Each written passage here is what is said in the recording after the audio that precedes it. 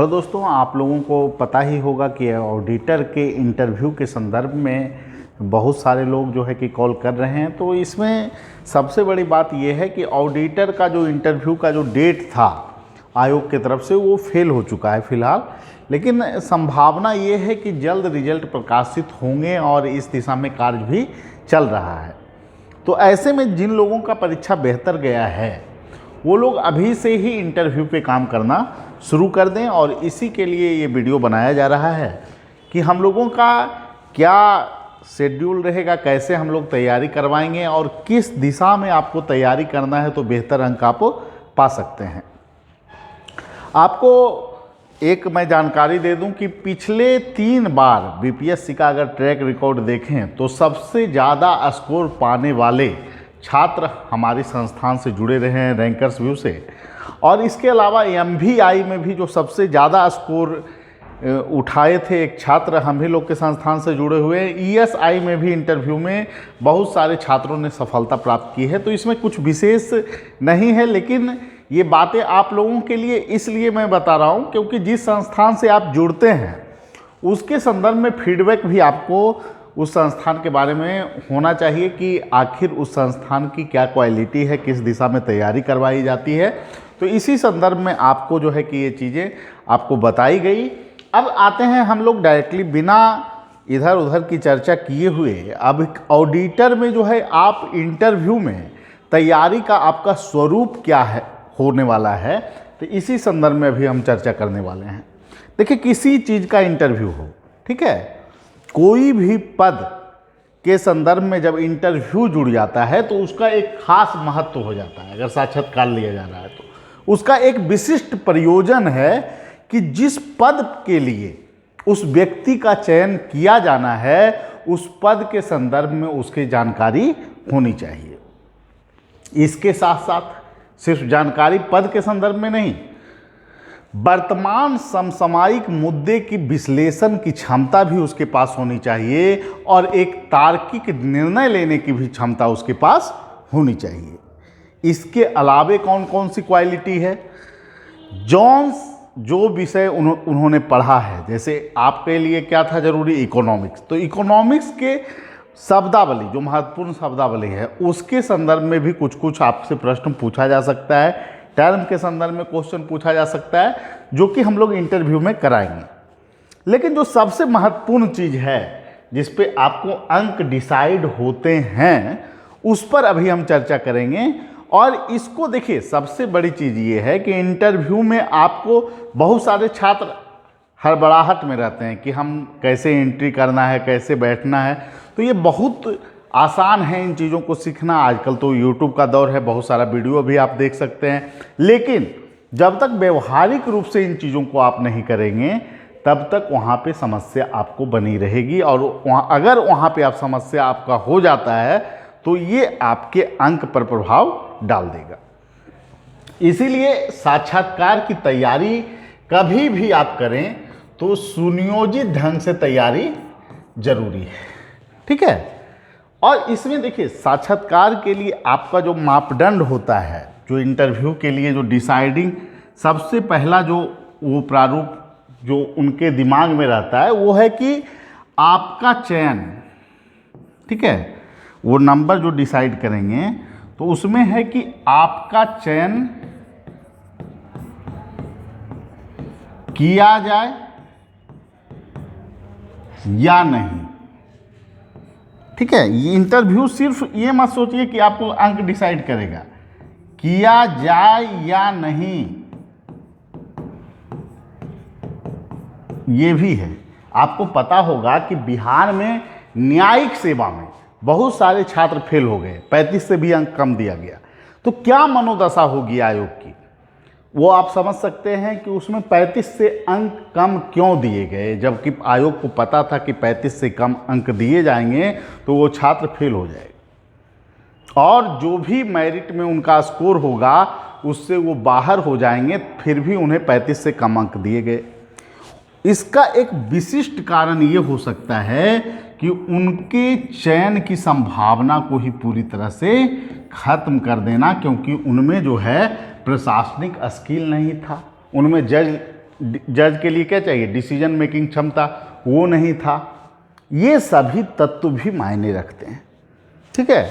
और ये नंबर को डिसाइड करने का बहुत बड़ा आधार है, और जिसको आप अपने प्रशासनिक कौशलता से ही आप प्राप्त कर सकते हैं। इसीलिए मैं बोलता हूं कि इंटरव्यू जरूर आपको ऐसे संस्थान में जोड़ना चाहिए जो भी पर्सनल आप पे जोड़ दे, कैसे आप सुधार करें, कैसे किन चीज़ों को आप ऑब्जर्व करें, तभी आप बेहतर अंक पा सकते हैं, ठीक है। और इसको हम लोगों ने सिद्ध किया है। और इसमें देखिए सबसे बड़ी चीज़ क्या है, कैसे आप बेहतर करेंगे। इसमें आपको साक्षात्कार जो है, इसको हम लोगों को पहले अध्ययन के दृष्टिकोण से समझना है, ठीक है। इंटरव्यू को अध्ययन के दृष्टिकोण से समझना है।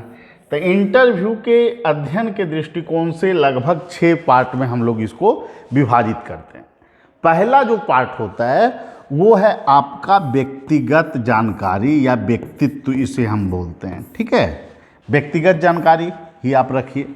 और इसके अंतर्गत आपको क्या पूछा जाएगा, आपके परिवार में सदस्य की संख्या कितनी है, ठीक है, परिवार का आकार कितना है, इससे भी प्रश्न पूछे जाते हैं। बेसिक चीज़ों पर आपको फोकस ज़्यादा करना है। फिर आप जो योग्यता रखते हैं, आपने मैट्रिक कहाँ से किया, इंटर कहाँ से किया, ग्रेजुएशन कहाँ से किया, कोई ख्याति प्राप्त अगर संस्थान है तो उस संस्थान के बारे में भी आपको जानकारी होनी चाहिए, ठीक है। जो योग्यता है उसके संदर्भ में जानकारी, जिस संस्थान में आपने मैट्रिक पढ़ा, इंटर पढ़ा, उसके संदर्भ में जानकारी। तो ये सभी चीज़ों को आपको जानना है। फिर आपका जिला जो है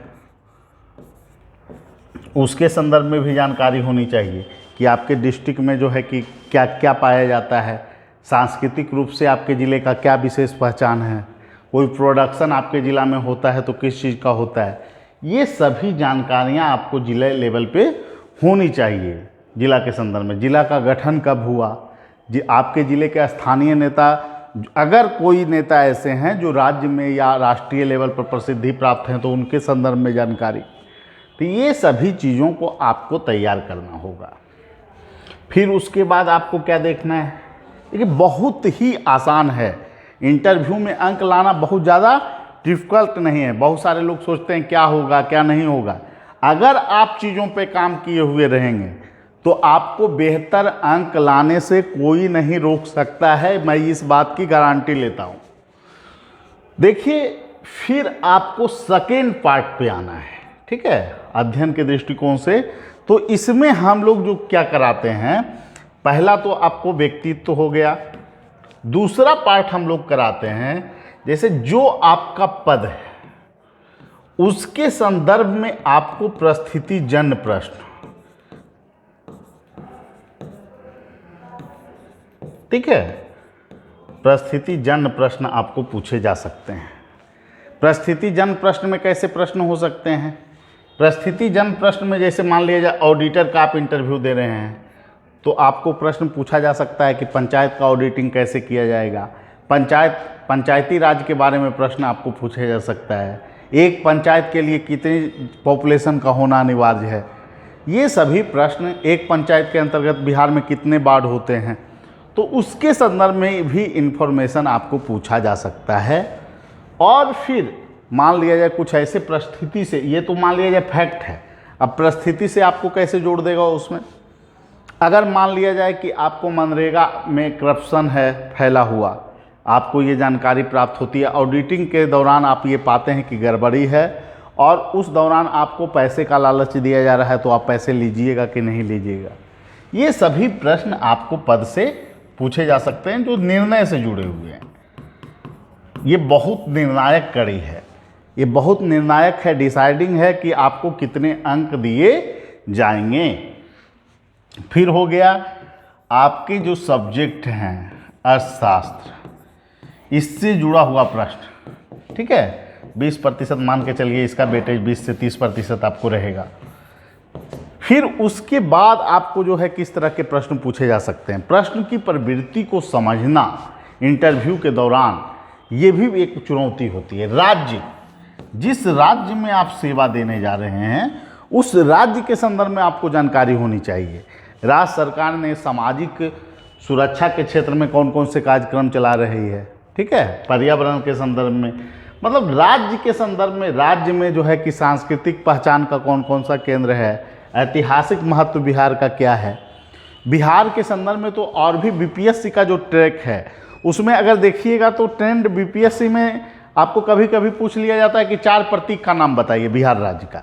तो ये सभी क्यों पूछा जाता है, इसका प्रयोजन क्या है पूछने का, कि जो लोग बिहार में जॉब करने आ रहे हैं उनको बिहार की बेसिक जानकारियां है या नहीं है।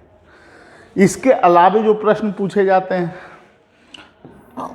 वो हो गए आपको समसामयिकी प्रवृत्ति के, और इसमें जो है आपको प्रश्न जो पूछे जाएंगे वो ज़्यादातर क्वेश्चन विवादित क्वेश्चन होते हैं, जिससे कि आपके अंदर के व्यक्तित्व का आकलन आयोग करना चाहता है कि आप में कहीं जातिवाद का गुण तो नहीं है, धर्मनिरपेक्षता आप में है या नहीं है, ठीक है। आपको ये भी पूछ सकते हैं कि हिमाचल प्रदेश में जो बीजेपी की हार हुई क्या कारण रहा है इसका, गुजरात में बीजेपी जीती है तो इसके पीछे क्या कारण है, कुछ भी आपको पूछा जा सकता है, क्योंकि आपके अंदर के व्यक्तित्व को वो जांचना चाहते हैं, ठीक है। बिहार में मान लिया जाए कि मुद्दा है अभी कि जातिगत जनगणना का, तो ये भी प्रश्न आपसे पूछा जा सकता है। तो तैयारी आपको बृहत मापदंड पे करने हैं, छोटा चीज़ इंटरव्यू का नहीं है, लेकिन सहजता और सरलता के साथ अगर आप तैयारी रोड मैप आप तैयार रखते हैं तो इंटरव्यू में नंबर पाना काफ़ी आसान है, और व्यवहारिक ढंग से इंटरव्यू के सभी पहलू को समझा भी जा सकता है। और देखिए सबसे बड़ी चीज़ ये है कि मैं तो ज़्यादा बोलने में विश्वास नहीं रखता हूँ कि क्या कहा जाए क्या नहीं कहा जाए, और बहुत तरह की चीज़ें हैं, और मैं देखिए 373 सीटें हैं, फैक्ट में मैं विश्वास रखता हूँ। सभी लोग एसडीएम बन जाएंगे, डीएसपी बन जाएंगे, ऐसा होता नहीं है। अभी तरह तरह के नारे लगाए जा रहे हैं, कुछ लोग यूपीएससी की तैयारी कराने जा रहे हैं और बोल रहे हैं कि हम सभी को आईएएस बना देंगे, तो वो अलग चीज़ें हैं। सभी को बनाना संभव होता तो सभी लोग बन ही जाते, संस्थान खोलने की क्या ज़रूरत थी मार्गदर्शन देने की। चाहे कितनी भी संस्थान खुल जाए, सिलेक्शन कितना होगा, जितनी सीटें आएंगी उतना ही होगा ना। 1000 सीटें हैं तो 1000 होगा, 800 सीट रहेगा तो 800 होगा, ठीक है। इसलिए गुणवत्तापूर्ण तैयारी आवश्यक। इंटरव्यू के लिए आपके अंदर की कौशल स्किल को डेवलप करना है, तभी आप बेहतर अंक पा सकते हैं। तो इसलिए मैं यही कहूँगा कि आप लोग तैयारी शुरू कर दें। एक ग्रुप हम लोग बना रहे हैं, जो लोग जुड़ना चाहते हैं हम लोगों से वो हम लोगों के फ़ोन नंबर पे कॉल करें, जुड़ सकते हैं। और अब वर्क हम उसमें स्टार्ट करवाने जा रहे हैं, और बेहतर होगा कि अगर ज़्यादा संख्या में लोग जुड़ेंगे तो उसमें आप लोगों को सहजता सरलता से आगे बढ़ने का मौका मिलेगा। और निश्चित रूप से हम लोगों के यहाँ 64वीं हो, 65वीं हो, आपका 66 हो, सभी के इंटरव्यू टॉपर हमारे संस्थान से रहे हैं। तो निसंकोच मैं दावे के साथ कहता हूं कि अगर आप मेहनत करेंगे ईमानदारी से तो आपको जो है कि बेहतर अंक मिलेगा। ये तैयारी तो हम कराएंगे ही, ये सभी चीज़ें होगी हम लोगों के ऐप पे होगी, और इसके बाद आपको हम कोशिश करेंगे कि 3 मॉक कम से कम आप लोगों का पर्सनल गाइडेंस के तौर पे हो जाए, जिससे कि आप बेहतर अंक पा सकें। और अगर आप लोग जुड़ना चाहते हैं, जो भी लोग हैं, क्योंकि आप ईएसआई में तो लगभग 300 बच्चे हम लोगों के पास थे, ठीक है, और उसमें रेशियो भी आप जानते हैं, सिलेक्शन रेशियो जो था 1100 बच्चे में सिलेक्शन 212 था, और लगभग 50% बच्चे हमारे संस्थान से आए हैं। तो इसी से आप ये आकलन कर सकते हैं, चाहे बीपीएससी आपको 66 में देख लें। तो सबसे ज़रूरी जो चीज़ है कि ईमानदारी से प्रयास हो, बेहतर प्रयास हो और रणनीति के तहत प्रयास हो, तभी आप सिलेक्शन पा सकते हैं। जिन लोगों को जुड़ना है वो हमारे फ़ोन नंबर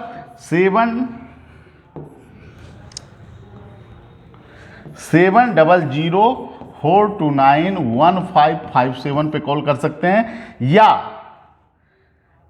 8709537366। दोनों में से किसी भी नंबर पे आप कॉल कर सकते हैं और हमारी संस्थान से आप जुड़ सकते हैं। और निश्चित रूप से मैं कहूँगा दोस्तों, अगर ईमानदारी से आप प्रयास कीजिएगा, 373 में आपको स्थान बनाना जो है कि आसान हो जाएगा। और निश्चित रूप से आपका सिलेक्शन अगर होगा तो ऑडिटर का पद काफ़ी बेहतर पद है। आप बिहार में जितने भी पंचायत हैं उसमें ऑडिटिंग का कार्य आपको करना है, तो समझ सकते हैं पंचायती राज विभाग अभी महत्वपूर्ण हो गया है।